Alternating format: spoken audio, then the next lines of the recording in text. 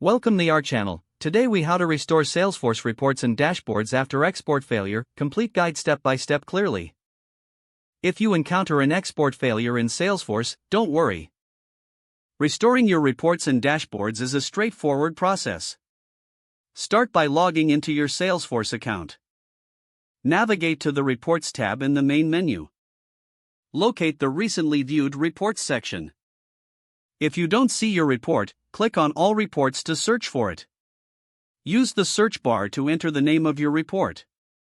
If your report isn't found, check the Recycle bin. To access the Recycle bin, click on the App Launcher icon. Select Recycle bin from the available options.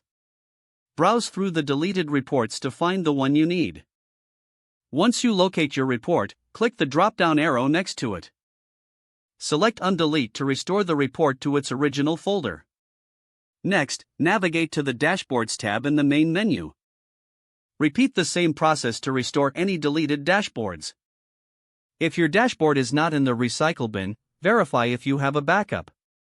Check if any users have shared a similar dashboard with you.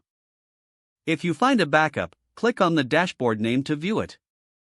You can then save a copy of the dashboard to your folders. After restoring your reports and dashboards, verify their functionality. Open each report to ensure the data is intact. You may need to reconfigure some settings after restoration. Finally, run a test export to confirm there are no further issues. With these steps, your Salesforce reports and dashboards should be successfully restored. Always maintain regular backups to prevent future data loss. Consider documenting the process for team reference. This will streamline recovery in future scenarios. Now you are equipped to handle export failures effectively. If the page does not load, refresh the browser or try again in a private or incognito window.